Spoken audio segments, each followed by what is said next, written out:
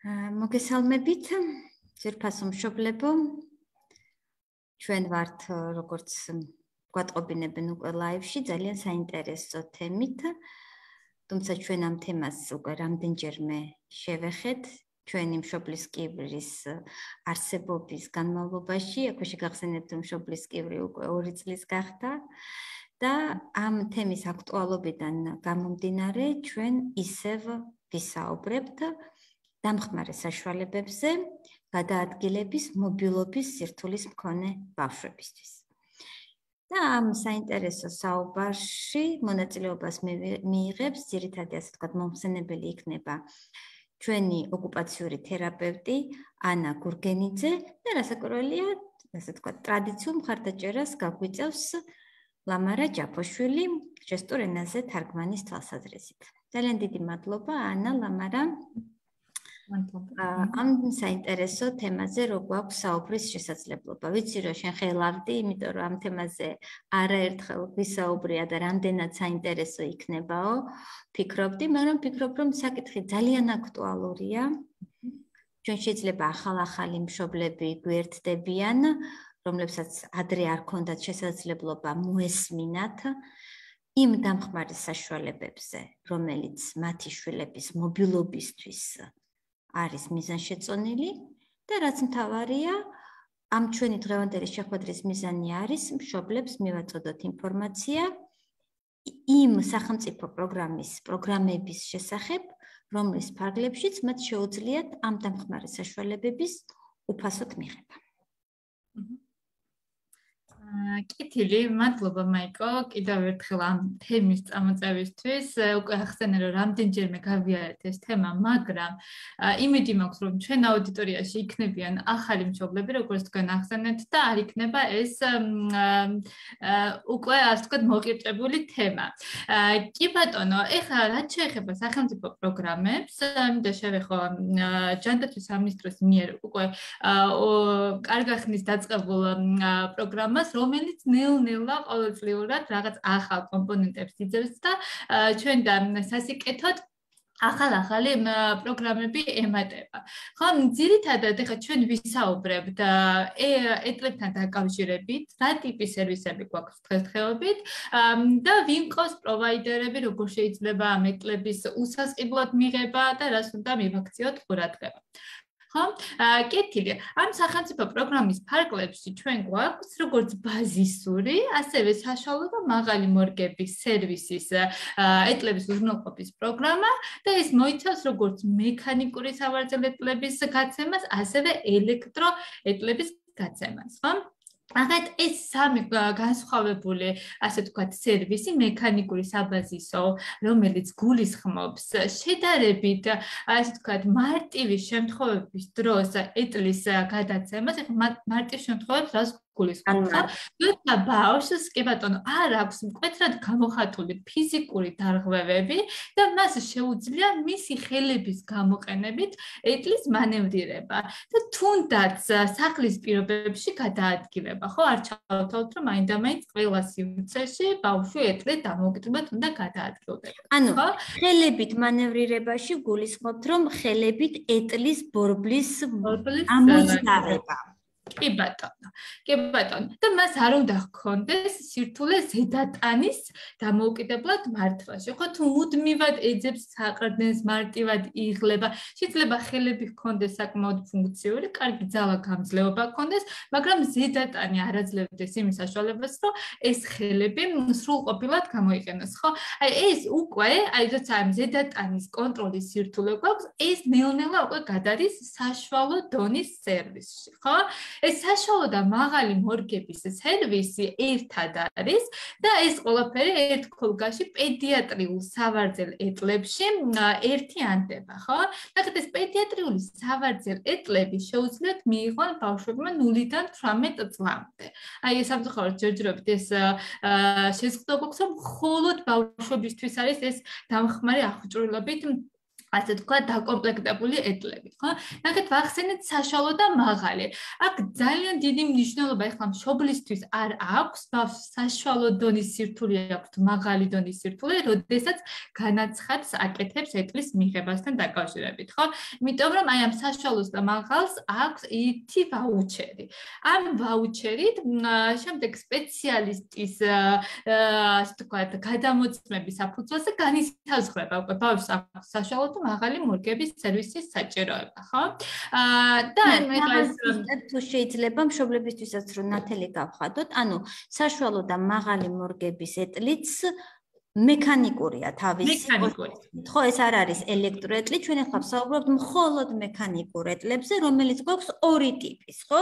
მე თუ სწორად გავიგე, ეს არის ასე ვთქვათ, ბაზისური მექანიკური იმ ბავშვებისთვის, რომლებსაც შენახწერე, რომ საკმაოდ კარგი ძალაგამძლეობა და ხელის, ასე ვთქვათ, ფუნქცია აქვთ, რომ ეტლის ბორბალი მოძრაონ და მეორე შემთხვევაში, როდესაც ბავშვებს სჭირდება, ვთქვათ, ეს მეტი კონტროლი პოზის. აი ნახეთ, ეს ახლა თითოეულმა მშობელმა რომ უკეთ ამოიცნოს, რაღაც მახასიათებლები ჩამოვთვლე, რომ დაახლოებით მივხვდეთ, ვთქვათ, რა მდგომარეობაშია ბავშვი, რა საჭიროების წინაშე, ბაზისურის თუ საშუალო მაღალი მორგების. ხო, ბაზისურზე მე მგონი ვთქვით, ესე ზოგადად, რომ ზედატანის კონტროლი აქვს კარგი და თავის კონტროლიც ამასთან ერთად. ნახეთ, შუალედური დონის სერვისში უკვე გვაქვს ზედატანის კონტროლის მეტნაკლები სირთულე. შეიძლება მუდმივად არ საჭიროებდეს ბავშვი რაიმე მხარდამჭერ აღჭურვილობას, ის ორსის დამჭერებს რომ ეძახით და ტანის დამჭერებს და ხვედებს, მაგრამ შეიძლება რამდენიმე წუთი, შეიძლება ნახევარი საათიც კი შეუძლია ამართული პოზა შეინარჩუნოს, მაგრამ შემდეგ მუდმივად ეძებს საკატენს, ხო? ამ შემთხვევაში უკვე ესეც ითვლება შუალედური სერვისის მომხმარებელ ბავშვთა, ხო? ნახეთ, შუალედურში ასევე გადის სხვადასხვა ტიპის დეფორმაციების ტენდენცია თუ აქვს ბავშვს, აი მცირედი სკოლიოზია უკვე წამოსული, ხო? ან კიფოზი, ან უკვე შეიძლება იყოს განვითარებული რაიმე ტიპის დეფორმაცია, მაგრამ ეს დეფორმაცია არის მხოლოდ ერთგან, ხო? შეიძლება ეს იყოს ხერხემალზე, ან იყოს მენჯბარძახზე, ან მუხლზე. თუ ეს დეფორმაციები უკვე მრავლად გვაქვს სხეულზე წარმოდგენილი, ეს უკვე გადადის მაღალი დონის სერვისში, ხო? რომელიც ვახსენე, რომ ვაუჩერის კუთხით საშუალო და მაღალი დონის სერვისი არის ერთ პაკეტში, ხო? აი ამას თქო მე სპეციალისტი გადაწყვეტს რომელ სერვისს რომელი ეტლი ჭირდება ბავშვს, ხო? აი ამ ეტლებთან დაკავშირებითაც ბოდიში მე ვთქვათ, რომ აი ამ პედიატრიულ სავარძელ ეტლებში არის განსხვავებული მოდელები, განსხვავებული ზომები და აი ზუსტად აი ბოდიში საბესო არა. შუალედურია თუ მაღალია ამ მახასიათებლების მიხედვით ვარჩევთ შედარებით დატვირთულ ეტლს, რომელსაც ბევრი დამხმარე საშუალება აქვს, ეს გამოვიყენოთ თუ შედარებით მარტივი აღჭურვილობით, ასე ვთქვათ, დაკომპლექტებული ეტლი. ხო? კი ბატონო, იმას რა დოკუმენტაცია გვჭირდება, როგორ ვის უნდა მივმართოთ, ამას ოდნავ მოგვიანებით შევეხები. ეხლა გადავალ უკვე ელექტროეტლზე, რომელიც ასევე გვაქვს სახელმწიფო პროგრამაში და ეს ელექტროეტლები გაიცემა მომხმარებლებზე, რომლებსაც აქვთ სულ მცირე 3 კიდური უნდა იყოს მკვეთრად გამოხატული დაზიანებით, ხო, დისფუნქციით, როცა მას არ შეუძლია ორი ხელის გამოყენება. აი რომ ვახსენეთ, რომ თუ ორი ხელი ძალიან არ მაგრამ თუ მეტნაკლებად ფუნქციური მაინც მაქვს, შეიძლება ეჭვი დადგეს, რომ მემჭირდება საბაზისო სერვისი, ხო? ამიტომ ეს მნიშვნელოვანია, რომ ერთი კიდური, ანუ ზედა კიდური, რა თქმა უნდა, რომელიმე უნდა მქონდეს მეტნაკლებად ფუნქციური, რომ მე ელექტროეტლი ვმართო. ამასთან მნიშვნელოვანია გავითვალისწინოთ ისიც, რომ ელექტროეტლი, როდესაც გაიცემა, უნდა შეფასდეს ბავშვის კოგნიტური ფუნქციები, მას შეუძლია თუ არა სივრცეში უსაფრთხოდ გადაადგილება. იმიტომ რომ ამ ელექტროეტლებს აქვს საკმაოდ სწრაფი სიჩქარე და შეიძლება ბავშვმა ეს უსაფრთხოების ნორმები ვერ გაითვალისწინოს და დაზიანდეს თვითონ ან დააზიანოს სხვა, ხო? ესეც მნიშვნელოვანია, რომ გვახსოვდეს და ყველა ვისაც მხოლოდ ერთი კიდური აქვს ფუნქციური, არ მოიაზრება, რომ არის ამ სერვისის კანდიდატი. კი ბატონო. ეხლა ძალიან მოკლედ შევეხებ საკარანტინო კითხავ თუ შეიძლება იგივე ამ ეტლთან ელექტროეტლის შემთხვევაში, ხო? რამდენად აქვს გავლენა სწორედ ბავშვის პოზის კონტროლს. ამაზეც რო ვისაუბროთ, ანუ ამ შემთხვევაში უნდა იყოს ბავშვი ბაზისური საჭიროებით, ანუ შენ როგორც იცახე ზედატანის კონტროლით, ასე ვთქვათ, იგივე ხელის შენახული კარგი ფუნქციით, თუ ვთქვათ, ჩვენ ვითვალისწინებთ, რამდენად აქვს ბავშვს მაგალითად ეს პოზის შენარჩუნების სირთულეები, დეფორმაციები. აი ამ შემთხვევაში ხდება ბავშვი ელექტროეტლის მიღები, თუ შეიძლება არ გახდეს. კი ბატონო. ნახეთ, ელექტროეტლის მიღება შეუძლიათ ბაზისური საჭიროების მქონე ადამიანებსაც, ოღონდ რომელსაც ნახეთ ტანის კონტროლი არ უჭირთ, მაგრამ ერთი ხელი აქვს ფუნქციის შეზღუდვით, ხო? ან ბაზისურს რას ვიძახი, ან მას, რა თქმა უნდა, ამ შემთხვევაში არ შეიძლება დამოუკიდებლად გადაადგილდეს ეტლით, საკუთარი ხელების გამოყენებით, მაგრამ მას არ ჭირდება დამატებითი აქსესუარები იმისთვის, რომ ზედა ტანის კონტროლი შეძლოს, ხო? ცოტა თითქოს გაუგებარია, მაგრამ ალბათ მიმივხვდით, რას გულისხმობ. ბაზისურია იმ კუთხით, რომ მე აქსესუარები არ მჭირდება, მაგრამ თან არ არის ბაზისური, იმიტომ რომ მეორე ხელით ეტლს ვერ ვიყენებ. რამდენადაც შემთთვის ცნობილია ეს სერვისი, ელექტროეტლების სერვისი ითვალისწინებს, ხო, ეტლის მორგებას ინდივიდუალურად. რა თქმა უნდა, ეს მეორე კომპონენტი, აქ საშუალო და მაღალი მორგების სერვისი ავტომატურად მიბმულია ელექტროეტლის სერვისთან. იქ თუ გჭირდება ტანის დამჭერები, ფეხის გამსითვალები, ღვედები, სხვადასხვა ფორმის ბალიშების სპეციალურად შექმნა, ეს ყველაფერი მიბმულია ელექტროეტლის სერვისთან, ხო? და აქვს ერთი ეს დამატებით რომ ადამიანის საკუთარი ხელით მართავს ამ კარგი აღჭურვილობით სწორად ზის მეტნაკლებად სწორად ხო რა საშუალებასაც მისის სხეული მოგცემს და ამავდროულად ის ახერხებს რომ დამოუკიდებლად გადაადგილდეს სხვადასხვა სივრცეში. კი ბატონო, ანუ ეს ელექტროეტლი აერთიანებს ორივე წინა ნახსენებ დონეებს. კი ბატონო.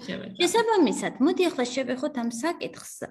ვინ იღებს გადაწყვეტილებას რა ტიპის ეტლი სჭირდება ბავშვს? ანუ ეს ჩვენი მაგალითად ვიდეო მშობლის კივრზე არის საკმარისი იმისთვის, რომ მშობელმა თავად მიიღოს გადაწყვეტილება, ჩემ შვილს სჭირდება მექანიკური ეტლი, ბაზისური, ასე ვთქვათ, ფუნქციებით, თუ მშობელს შეუძლია არჩევანი გააკეთოს თავად და მოითხოვოს ელექტრო ან თქვათ შუალედური და მაღალი მორგების ეტლი. აი ვიზია გადაწყვეტილება ეტლის მოდელის არა, ეტლის ტიპის შერჩევას. ტიპის და დონის შერჩევაზე, ხო? კი ბატონო, მოკლედ მშობლები ძალიან ხშირად არიან მართლა ექსპერტები და ხშირად სპეციალისტებს მეტი იციან საკუთარი შვილის შესახებ და ეს ახალი არ არის, მაგრამ ეს ისეთი სფეროა, სადაც გჭირდება ექიმების დასკვნა. კონკრეტულად ამ გადაწყვეტილებას თუ რომელი ტიპის სერვისი გადამისამართლება ბავშვი იღებს ექიმი ექსპერტი. ნახე ხა მარტივად რომ ახსნა ვინ არის ეს ადამიანი, თქვენ შვილებს თუ მიუღიათ როდესმე სტატუსი, ან შეზღუდული შესაძლებლობის მქონე სტატუსი, ეს სტატუსი მათ მინიჭებული აქვს სწორედ ამ ექიმ ექსპერტების მიერ. ხო თქვენ შეგიძლიათ მიბრძანდეთ ამ ადამიანებთან და სთხოვოთ ბავშვის შეფასება. იგი ფორმა 50 წილადი 2-ის დოკუმენტში ჩაგიწერთ მის შეფასებას, ხო, ბავშვის საჭიროების ბაზის თუ საშუალო მაღალი მორგების სერვისი. ამ ექიმ ექსპერტებს გავლილი აქვთ უმეტესობას, ჩვენი ქვეყნის მასშტაბით გავლილი აქვთ და დეტალური ტრენინგი, როგორ შეიძლება ამ დონეების განსაზღვრა, რომ რაიმე ექსცესი არ მოხდეს და გაუგებრობა და შემთხვევით არასწორად არ გადამისამართნენ ბავშვები, ხო? ასევე თუ რაიმე სირთულეა, შეუძლიათ ექიმ ექსპერტებს მიმართონ იმ ტრენერებს, ვისთანაც ჰქონდათ ეს ტრენინგი გავლილი და დაზუსტების მიზნით გადაამოწმონ ეს ინფორმაცია. ეს პრაქტიკა გქონია სამშობლებსაც ძალიან გთხოვთ, რომ თუ არის ხოლმე შემთხვევები, როდესაც აი ნახეთ ეს წეგან მახსენე რა საბაზისო უკვე გადადის საშუალო დონის სერვისში და ცოტა ვიბნებით ყველანი, ხო? იმიტომ რომ ეს ძალიან გრძელი პერიოდით არ ხდება ეს შეფასება, უბრალოდ ბავშვი მოდის და კონკრეტულ სიტუაციაში აფასებს. შეიძლება იქ რაღაცა კომპონენტი გამოგეპაროს, ბავშვი უფრო ყოჩაღი იყოს სახლის გარემოში და ასე შემდეგ, ხო? ამიტომ კარგი იქნება აი ეს კომუნიკაცია გქონდეს საჭიროების შემთხვევაში მხოლოდ აი ამ ადამიანებთან, ვისგანაც ეს ტრენინგი აქვთ ამ ექიმების მიღებული და დავეხმარებით მაქსიმალურად რომ სწორი არჩევანი გავაკეთოთ. შეიძლება მოხდეს ისეთი რაღაც, რომ ეს ექსესი გაიპაროს, მაგრამ მქონია მსგავსი პრაქტიკაც, რომ ბავშვს მიუღია ბაზისური ეტლის რეფერალი, ასე ვთქვათ, მისამართება, მაგრამ შემდეგ აღმოჩენილა, რომ ბავშვს უფრო მაღალი დონის სერვისი დასჭირდა, ან სიტუაცია გაუარესდა მის ფიზიკური მდგომარეობის და ესეთი ფაქტიც მომხდა რა, არახშირად, მაგრამ რამდენიმე ფაქტი მოხდა, როდესაც სამინისტრო დაგვთავდა, რომ ეს ბაზისური სერვისი შეიცვალათ საშუალო და მაღალი მორგების სერვისის ვაუჩერით, ხო? ისე ინფორმაციას ვიცოდეთ. ანა, ესეთი შეკითხვა მექნება, რომ დაზუსტების სახით მშობლებს ვეტყვი, რომ თუ კი მშობელმა, ასე ვთქვათ, დაზუსტებით იცის, რომ მის შვილს პრინციპში ბაზისური, მექანიკური სავარძელ ეტლი სჭირდება, მას შეუძლია უბრალოდ ფორმა 100-აც მიიღოს უფლება, რომ მიმართოს ჯანდაცვას და მიიღოს ვაუჩერი ბაზისური მექანიკური ეტლისთვის, ხო? ამ შემთხვევაში არა, აი ხა მე პირდაპირ წავედი ამ საშუალო და მაღალი მორგების სერვისზე და ანუ შეიძლება ხო კითხვის არსი სწორად ვერ გავიგე. ეს ვიგულისხმე მე აი უკვე საშუალო და მაღალი მორგების სერვისი რასაც ჭირდება. თორე, ეხლა მოდი ჩამოვთვალოთ დოკუმენტები, ხო, რომელ სერვისს რა სჭირდება, რომ ესე არ ავიგიოთ. საბაზისოს ჭირდება, როგორც მაიამ ბრძანა ფორმა 100, მაგრამ აქაც უნდა იყოს დაწერილი ექიმის მიერ, რომ ბავშვს აქვს ბაზისური ეტლის საჭიროება და გვჭირდება ბავშვის პირადობის ან დაბადების მოწმობის ასლი, რომელიც გვაქვს ამ ეტაპზე, მშობლის პირადობის დასწრებელი მოწმობის ასლი და თუ ბავშვი იმყოფება მინდობით აღზრდაში, ამ შემთხვევაში მინდობით ამხსნელის პირადობის მოწმობის ასლი და ის დოკუმენტი, რომელიც ადასტურებს, რომ ბავშვი ნამდვილად იმყოფება მისი მზრუნველობის ქვეშ, ხო? ასე რომ ვთქვათ, მშობლებს რომ ვთქვათ, რომ მექანიკური ეტლის მიღების, ასე ვთქვათ, მიღებისთვის საჭირო სამედიცინო დოკუმენტი გაიცემა ჩვეულებრივი ექიმის მიერ ფორმა 100 და ამისთვის ექიმ ექსპერტთან მიმართვა საჭირო არის. ანუ მარტივი გზა არის საკმაოდ. თუ ეჭვი გვეპარება, რომ შეიძლება იყოს აი ეს საშუალო დონის სერვისი, ამ შემთხვევაში ჯობია მიბრძანდეთ უკვე ექიმ ექსპერტთან, ხო? რომელიც როგორც გითხარით, ზუსტით ამას რეკომენდაციით განსაზღვროს, ხო? აქაც მოდი მაინც ჩამოვთვალოთ თითქმის იგივე დოკუმენტაცია, მაგრამ მაინც რო არ აგვერიოს, აქაც ბავშვის და მშობლის პირადობის დამადასტურებელი მოწმობები, შესაძლოა ჰქონდეს სტატუსის დამადასტურებელი მოწმობა, აი ეს ფორმა 50-4, ეს არის ექსპერტიზის დამადასტურებელი მოწმობა, რომ სადაც უნდა ჩაწეროს ექიმ ექსპერტმა, რომ ბავშვს აქვს საშუალო ან მაღალი მორგების სერვისის საჭიროება, ეს არის მთავარი არგუმენტი, რის საშუალებითაც მე მოკლედ კომისია დადებითად უარყოფითად გადაწყვეტს მისცეს თუ არა ბავშვს კონკრეტული ვაუჩერი და ანუ იგივე ხდება მეურვეობის კი არა უკაცრავად კანონიერი წარმოქმნა. კი ბატონო, თუ მინდობით აღზრდაში იმყოფება უკაცრავად ბავშვი ამ შემთხვევაში, ხო? და ეხლა რა ხდება ელექტროეტლის შემთხვევაში, აქაც იგივეა ეს პირადობის დამადასტურებელი მოწმობები, აქაც გვჭირდება ფორმა 50-4, აქაც ისე ექიმ ექსპერტს უნდა მივმართოთ ამის შესავსებად და ეს ყველაფერი უნდა მივიტანოთ სოციალური მომსახურებების სააგენტოში და შემდეგ სამინისტრო გადაწყვეტს ვაუჩერის მიღება არ მიღების საკითხს.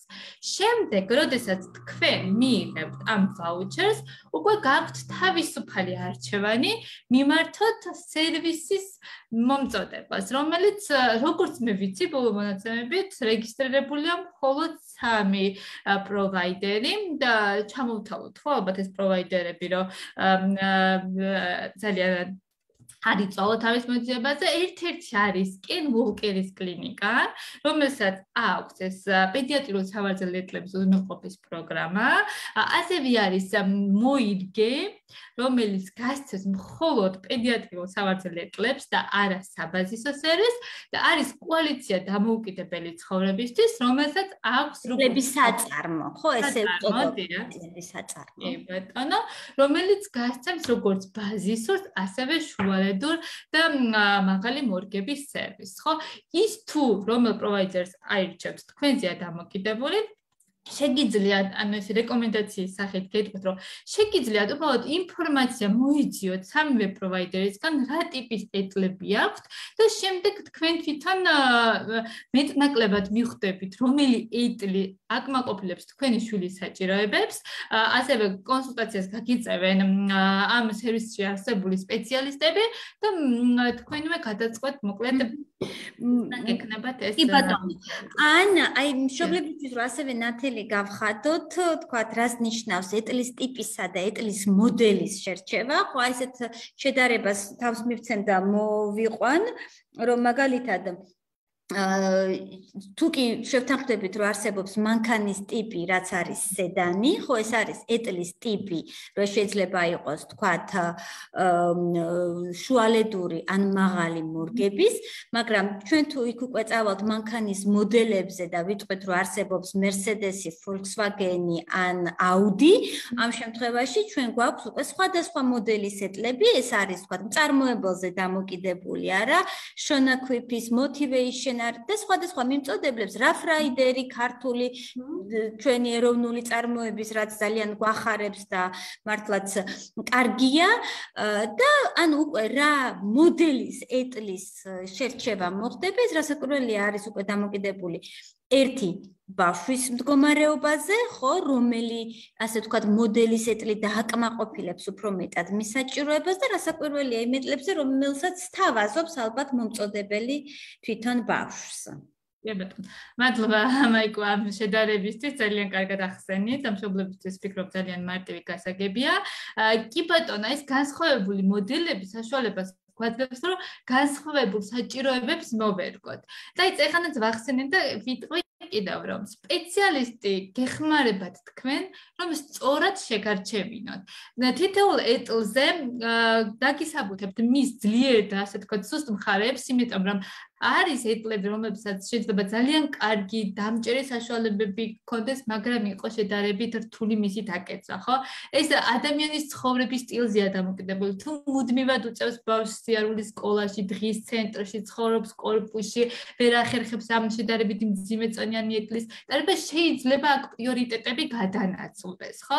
ანუ ეს ყველაფერი ინტერვიუს მეშვეობით დეტალურად უნდა გავიაროთ სპეციალისტებმა, მშობლებთან.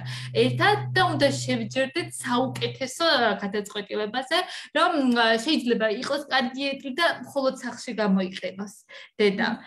შეიძლება ოდნავ თვალს დავხვიჭოთ რაღაცაზე და ეს იყოს უფრო მეტად ფუნქციური და უფრო მეტად გარეთ გამოსაყენებელი, რაც ერთ-ერთი მთავარი კომპონენტია ხო ამ პროგრამის, რომ ეს პროგრამა არის დამხმარე საშუალებები, რომლებიც დამოუკიდებელი ცხოვრების ხარისხს და საზოგადოებაში ინტეგრაციას უწყობს ხელს, ხო? თუ სახლში გვაქვს ეს ამ მიზანს რა თქმა უნდა არ ემსახურება და დღესდღეობით შედარებით კარგი ტენდენცია ქვეყანაში, რომ ეს ტრანსპორტით მეტნაკლებად, არა ყველა, მაგრამ მეტნაკლებად შეიძლება მოვიძიოთ კონკრეტული ავტობუსის ნომერი, რომელიც კონკრეტულ დროს გადის და ასე ვთქვათ, აი ეს პატარა ბარიერები ნელ-ნელა მოიხსნება, ასე ვთქვათ, გარეთ გადაადგილების კუთხითაც, ხო? ამიტომ მოკლედ ეს არის გადაწყვეტილება, კიდევ ერთხელ ვიტყვი, რომელიც ხვის მიერ არ არის თქვენთვის ესე მოწოდებული და მიღებული. თქვენი არგუმენტებით უნდა გამყაროთ, რატო გირჩევნიათ კონკრეტული ეტლი და რატო თქვა არაკეთებთ ამაზე ფიქრით. ანუ მომწოდებლის ასე თქვა ვალდებულება არის, რომ თქვენ შემოგთავაზოთ რა თქვა არჩევანი აქვს მას, დაასაბუთოს თითეული ეტლის უპირატესობა, გაანალიზოს თითეული ეტლის შესაძლებლობები თქვენს შვილთან მიმართებაში, ასევე გაანალიზდეს თქვენი ცხოვრების წესი, ბავშვის ცხოვრების სტილი, გარემო, სადაც მოგიწევთ ამ ეტლით, ასე ვთქვათ, ფუნქციონირება, ეტლით გადაადგილდება და აი ამ ყველაფრის უკვე გათვალისწინებით ხდება შეთანხმებული გადაწყვეტილების მიღება მშობელსა და სპეციალისტ შორის, ან თუნდაც ბავშვის რასაკვირველია მონაწილეობით. და აქვე ვიტყვი, რომ ჩვენ აქტიური ჩართულობით და მაქსიმალურად. ბევრი შემთხვევა გქონია, გვახსენდება ალბათ, როდესაც თქვა მშობელი თქვა სხვა მომწოდებელთან წასულა, ან სხვა მომწოდებლისგან მოსულა, იმიტომ რომ თქვა თუნდაც ვიზუალური მხარე ეს თვალსაზრისით არჩევს თქვა ეტლს, ან სიმძიმის მიხედვით არჩევს ეტლს, ხო? ანუ ეს ყველაფერი თქვენი უფლებაა მშობლის, თუმცა მომწოდებლის ვალდებულება არის ამომწურავი ინფორმაცია მოგაწოდოთ, თქვა ეტლის შესაძლებლობების შესახებ, ხო? და თქვა ასევე შეზღუდვებზეც, რომელიც ეტლს შეიძლება ჰქონდეს. კი ბატონო, და ეს დავამატებ, რომ ეს სერვისი არ არის ერთჯერადი და მხოლოდ ეს მორგებას და გადაცემას არ მოიცავს. ამ შემთხვევაში ხდება 2 წლის განმავლობაში ერთგვარი მეტფალყურეობა კონკრეტულ ბავშვთან დაკავშირებით, არასაც ისე follow-ups ვეძახით, მშობელი საჭიროების შემთხვევაში გვირეკავს და გვატყობინებს, რომ აი რაღაც ზომა შესაძლებელი, ან ბავშვი ნაკლებად კომფორტულად ზის, ან უბრალოდ მოიმატა ან დაიქხო და ეს დამჭერები გადასაადგილებელია. ამ შემთხვევაში უკავშირდება პროვაიდერს, ეს ეხება საშუალო და მაღალი მორგების სერვისს დავაზუსტებ და გარკვეული პერიოდის განმავლობაში ეს შეიძლება არ მოხდეს უახლოეს ერთ კვირაში, იმიტომ რომ ეს სერვისი უფრო მეტად კონცენტრირებულია და ბაზისი არის თბილისში და რეგიონებში ვემსახურებით ჩვენს ბენეფიციარებს, ამიტომ შეიძლება დროში გაიწევოს, მაგრამ ანუ ეს ვალდებულება მოყვება ამ პროგრამას, რომ ეს სერვის პროვაიდერმა ეს მონიტორინგი საჭიროების შემთხვევაში უნდა გააკეთოს, ხო? ასევე ხდება მშობლის ტრენირება, ბოდიშმაიკოთ, როგორ უნდა გამოიყენოს ეტლი, როგორ უნდა შეინარჩუნოს კარგ მდგომარეობაში, იმიტომ რომ აი როგორც თქვა, შედარებას გავაკეთებ, ველოსიპედს სჭირდება იქ დაზეთვა, იქ რაღაცების, ასე ვთქვათ, გადაჭერა და მონიტორინგი, საბურავების მონიტორინგი, ასევე ჭირდება ეტლს და ამაზე პასუხისმგებლობას იღებს ხოლმე როგორც წესი. მშობელი თუ თქვათ, მისი მხრიდან ამის მოგვარება შეუძლებელია, ამ შემთხვევაში როგორც ვახსენე, უკავშირდება პროვაიდერს და ის ახდენს ჩარევას. კი ბატონო, ანა, მადლობა, უბრალოდ მინდოდა ცოტა უკან დამებრუნებინე და მშობლებისთვის გაგვემართა და მოდი მაინც გავაკეთოთ ეს, იმიტომ რომ ჩვენ ვსაუბრობთ როგორც ეტლზე, ასევე ხშირად ახსენებ სერვისს. ხო? მოდი მშობელს ავუხსნათ, რომ სინამდვილეში რა კავშირი არის? ვსაუბრობთ ეტლების მიწოდებაზე თუ ვსაუბრობთ სერვისის მიწოდებაზე, ხო? რომ იმიტომ აქამდე ვიცით, ხო, გამოცდილებიდან, პრაქტიკიდან, რომ ითვლებოდა ასე რომ ბავშვს თუ ჭირდება ეტლი, მან უნდა მიიღოს ეს კონკრეტული დამხმარე საშუალება და ასე ვთქვათ, საქმე დასრულებულია. ხო? ჩვენ საბედნიეროდ საკმაოდ პროგრესი განვიცადეთ ამ მიმართულებით და აი ხლა რომ ავხსნათ, რატომ ვახსენებთ ჩვენ ხშირად აი ამ ტერმინს ეტლის მიღება, სერვისის მიღება. აი ეს როგორ უნდა გავიაზრო. აი რაღაც ნაწილი ამ სერვისის უკვე ვახსენეთ, მონიტორინგის ნაწილს ეხება, მაგრამ ნახეთ, ან პირველი ეტაპით ვახსენეთ პრინციპში, როდესაც ხდება ინტერვიუს საფუძველზე შესაფერისი და რელევანტული ეტლის შერჩევა, შემდეგ ხდება ამ ეტლის მომზადება ბავშვისთვის, ისე რომ მორგების დროს უკვე ყველაფერი იყოს გამზადებული და არ დაიხკარგოს ბევრი დრო იქ რაღაცე ინფორმაციების შეცვლაზე ეს სერვისის ნახეთ კონკრეტულ ბავშვთან შეიძლება იყოს პირველ ჯერზე 4 საათიანი, კონკრეტულ ბავშვთან შეიძლება იყოს 8 საათიანი, ხო? იმიტომ რომ ეს გულისხმობს ადგილზე რამდენჯერმე მოსინჯვას, დაკვირვებას, რამდენად კომფორტულია, რაიმე სირთულე ხარ, გამოვლინდება ბავშვის მხრიდან, რომ შეიძლება არ მოსწონდეს მერე ქცევის კუთხით გამოვლინდეს და აი ამან მეორადი გართულებები გამოიწვიოს, ხო? საერთოდ ესეთ 7 ბავშვი შეიძლება რაღაცა ის პროვოცირება გავუკეთოთ მის ქცევას, ხო? ანუ ეს ძალიან ინდივიდუალურია და როგორც წესი ეს ხანგრძლივობა დამოკიდებულია ხოლმე ბავშვის მდგომარეობაზე, ძირითადად ფიზიკურ მდგომარეობაზე, ამდენად რთულად არის გამოხატული სხვადასხვა სირთულეები და ეს პირველადი მორგების სერვისი, შეფასების სერვისი რიგ შემთხვევაში შეიძლება გაკეთდეს ერთ დღეს, თქვათ თუ რეგიონში მივდივართ, მიდის სერვის პროვაიდერი არ ხოჭა, ხო?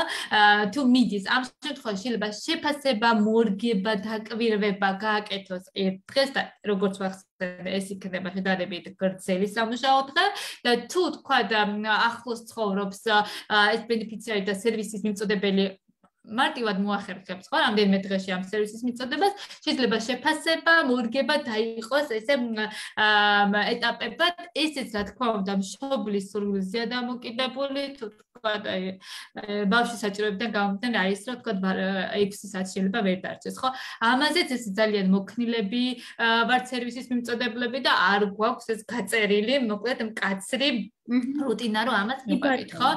ასევე უნდა ვახსენოთ, რომ მორგება რეგიონების შემთხვევაში ხდება ტერიტორიულად ხელმისაწვდომ ადგილას, ეს არ ხდება ამ ეტაპზე სახლებში, იმიტომ რომ საკმაოდ ბევრი მასალის მიტანა კონკრეტულ სახლებში საჭირო, რაც ფიზიკურად შეუძლებელია რიგ შემთხვევებში, ამიტომ თითოეულ რეგიონში შერჩეული ადგილები, რასაც ჰაბებს ვეძახით, სადაც ვიბარებთ ამ ჩვენს ბენეფიციარებს ვიტყვი, ხო?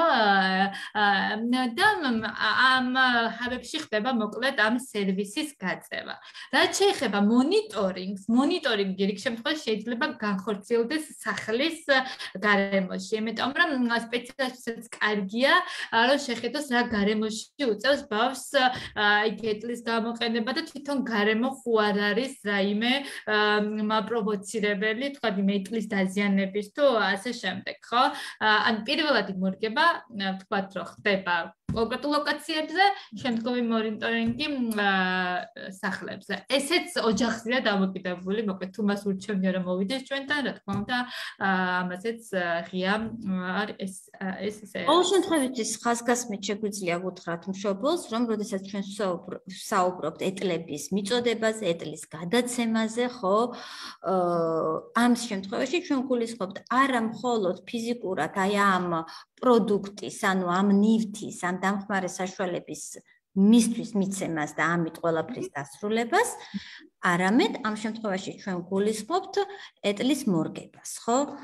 და ასე ვთქვათ, მთელი რიგი სამუშაოების განხორციელებას იმისთვის, რომ საბოლოოდ ბავშვისთვის ეს ეტლი იყოს ძალიან ოპტიმალურად, არა ზომის თვალსაზრისით დაყენებული, მისი დამატებითი დეტალები და დამჭერები ისე მომართული, რომ საუკეთესოდ ერგებოდეს ბავშვს და სწორედ აქ არის ძალიან მნიშვნელოვანი სპეციალისტის სერვისის მიმწოდებლის მონაწილეობა, იმიტომ რომ მან საუკეთესოდ ის ყველაფერი და თითოეულ სანტიმეტრსაც აქვს მნიშვნელობა, რა სიმაღლეზე იქნება ეტლის ესა თუ ის დეტალი, ასე ვთქვათ, დამონტაჟებული ან დამაგრებული.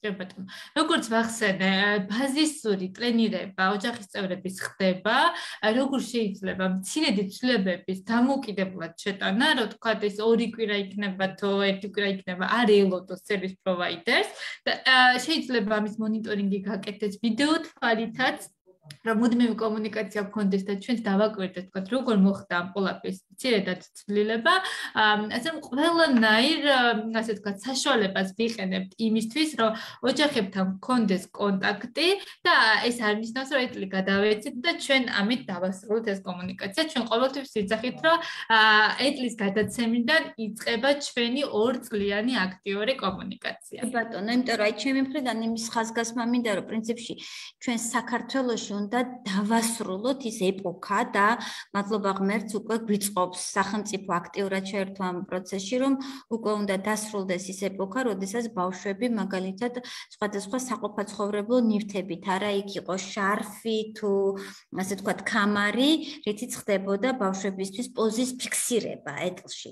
და ჩვენ ბევრი შეცდომა გვინახია, რომელსაც მისდაუნებურად დაუშვია ოჯახს მხოლოდ და მხოლოდ კეთილი განზრახვით, რომ ბავშვი აღმართო მდგომარეობაში ყოფილიყო, მაგრამ ამას როგორ არასწორი შემდეგ პოზა გამოუწვევია, არა, სინამდვილეში სწორედ ის ბევრი დეფორმაცია აქედან მოდის, რომ თავის დროზე ბავშვს არ აქვს სწორი პოზა შერჩეული და ფიქსირებული ეს პოზა სწორად, იმიტომ რომ ბევრ ბავშვს სწორედ შუალედური ან მაღალი საჭიროებით აქვს ეს საჭიროება, რომ მოხდეს გარეგანი დამხმარე საშუალებებით პოზის შენარჩუნება. და აქ მშობლებს სჭირდებათ, რაც მთავარია, და ბავშვებს სჭირდებათ სწორი ეტლი, მაგრამ სწორ ეტლს ასევე სჭირდება სწორად მომართვა, ხო? და სწორედ აი ამ ორის კომბინაციაზე ვსაუბრობთ ჩვენ, რომ შევარჩიოთ სწორი ეტლი და შემდეგ უკვე დავეხმაროთ სპეციალისტი, რომ სწორედ მომართოს ეს ეტლი და რაც თავარია, ასე ვთქვათ, მშობელს და ბავშვს მივაწოდოთ მომწურავი ინფორმაცია, რომ ასე ვთქვათ, მაქსიმალურად სწორად მოხდეს ასევე ამ ეტლის გამოყენება, იმიტომ რომ ანა და მეთანხმები ასევე გვინახავს, რომ უშვებენ მომავალშიც მშობლები ხანდახან შეცდომებს, რომ თქვა, აი, არა ბოლომდე აკონტროლებენ, თუნდაც იმ მართლაც კარგად შერჩეულ ეტლში ბავშვის პოზას, ან რომელიღაცა დამჭერი, რომელიღაცა დამხმარე საშუალება, თქვა, შეიძლება ჩამოცურდეს, მდგომარეობა იცვალოს და მე ამას თითქოს აღარ ექცევა ყურადღება და ეს რომ დაუშვებელია, ხო? აი, ამაზე მუდმივად ხდება ხოლმე ეს ხაზგასმა, რომ თვეში ერთხელ მაინც სულად უნდა დაათვალიეროთ ეტლი თუ რაიმე ხარვეს ნახავთ, რომ რაღაც მოიშვა, ვეღარ უჭერთ და ასე შემდეგ, ზუსტად ამისთვის ვარსებობთ ჩვენ და ამისთვის არსებობს ეს 2 წლიანი პროგრამა, ხო, რომელიც ესე მარტივად თვეებში არ სრულდება. ნახეთ, კიდევ მინდა ვახსენე, რომ ეს საბაზისო ხელსაწყოები, რომელიც აი ამ ყველაფრისთვის დასაჭერად და წყალებში ვთქვათ, შესაკეთებლად, მარტივად შესაკეთებლად გვჭირდება ყველა ეტლს მოყვება, თქვენ არ გჭირდებათ ამისთვის დამატებითი აქსესუარების ყიდვა, უბრალოდ მშობლების პასუხისმგებლობა და როგორც წესი ამას პიროვნულად ასრულებს უმრავლესობა, შეიძლება გაუთვითცნობიერებად ვიღაცას დაავიწყდეს და ასე შემდეგ, მაგრამ ეხლა მშობლებს რო უნდათ თავიანთი შვილებისთვის საუკეთესო, ალბათ ესე არავის არ უნდა. უბრალოდ კარგია, რომ აი ამ ყველაფერზე მუდმივად შეხსენება ხდება, იმიტომ რომ ჩვენ მხრიდან სერვისის მიმწოდებლების მხრიდან ხდება სატელეფონო მონიტორინგიც, ხო ყველაფერი წყობშია, ხომ არაფერი ჩივილი გაქვს. არის ხოლმე შემთხვევები, როდესაც ერიდებათ მშობლებს, რომ თუ იციან, რომ ეს გუნდი არის სიტყვაზე თბილისში და რეკამე სიტყვაზე შორი რეგიონიდან აი ეს განცდა აქვთ, რომ აწუხებენ. არა, უმჯობესია მოგმართოთ, უმჯობესია ეს სერვისი პირნათლად და სწორად გაიწიოს, იმიტომ რომ აი მცირე რაოდენობით ხდება ჯერჯერობით სახელმწიფოსგან ამ ეტლების დაფინანსება, სამწუხაროდ მეტი საშუალება ფიზიკურად არ აქვს ჩვენ ქვეყანას და თუ გვექნება კარგი შედეგები, თუ ეს სერვისი აეწყობა თქვენი და ჩვენი აქტიური თანამშრომლობით, ეს იქნება კარგი მაგალითი იმისა, რომ უფრო ბევრ ადამიანს ექნება ამ ყველაფერზე ცდომა, იმიტომ რომ შედეგი გვექნება, პოზიტიური შედეგი გვექნება სახეზე. ამდენი რესურსი ტყუილად არ უნდა დაიკარგოს არც სახელმწიფოს მხრიდან და არც ოჯახის მხრიდან, ხო, რომელიც შეწუხდა, მოვიდა, მოირგო, იყენებს და ასე შემდეგ. ხო, ეს ჯაჭვი რა თქმა უნდა, მნიშვნელოვანია რომ არ გაწყდეს. ანა, კიდე რამე ხوار დაგჭირ სათქმელი, იმიტომ რომ ჩვენი საუბრის დრო ნელ-ნელა იწურება. უბრალოდ მინდოდა აჭარის პროექტსაც შევხებოდი ძალიან მოკლედ. აჭარის ავტონომიურ რესპუბლიკას აქვს ასევე ეტლების უზრუნველყოფის პროგრამა, რომელიც ასევე მოიაზრებს საბაზისო შუალედური და მაღალი დონის და ელექტროეტლის ესე ვაუჩერული სისტემით გადაცემას და მოკლედ აქაც ძალიან მოკლედ შევეხები ახლა რა კრიტერიუმებს უნდა მივაქციოთ ყურადღება. ნახეთ, საშუალო და მაღალი მორგების სერვისის შემთხვევაში აქაც გვჭირდება ექიმ ექსპერტის დასკვნა, რომ ბავშვი ნამდვილად საჭიროებს ამ სერვისს. საბაზისო შემთხვევაში აქაც მხოლოდ ფორმაცია საჭირო და თუ თქვა აქაც რაიმე კითხვა გვაქვს, შეგვიძლია გადავამოწმოთ ექიმ ექსპერტთან, ხო ნამდვილად საბაზისო დონის სერვისით სარგებლობს, უნდა ისარგებლოს ბავშვმა და რაც შეეხება ელექტროეტლებს, აქ არის შეზღუდვა 6 წლიდან ზემოთ.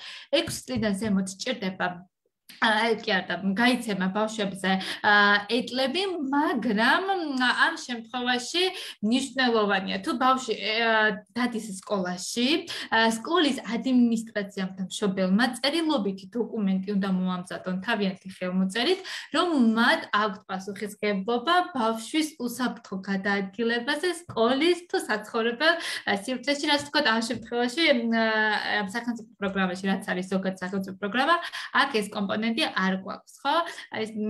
და შეზღუდვა 6-დან 14 წლამდე ბავშვებისთვის.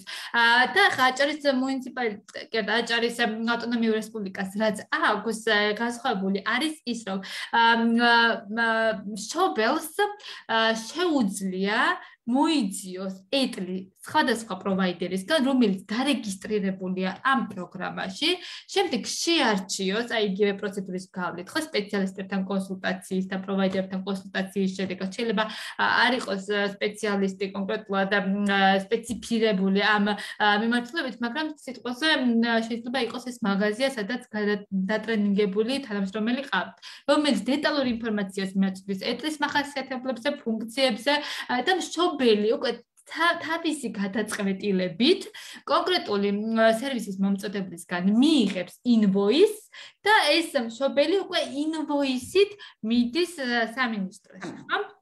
დიახ, ნახეთ კიდევ რა აქვს დამატებული. თუ ვთქვათ, მშობლის მხრიდან შეირჩა ეტლი, რომლის ღირებულებაც აღემატება ვაუჩერით გათვალისწინებულ ღირებულებას, აქ მათ აქვთ უფლება, რომ ის სხვაობა, რაც დასამატებელია, პირადად გაიღონ და ვაუჩერის ნაწილით, ასე ვთქვათ, შეავსონ.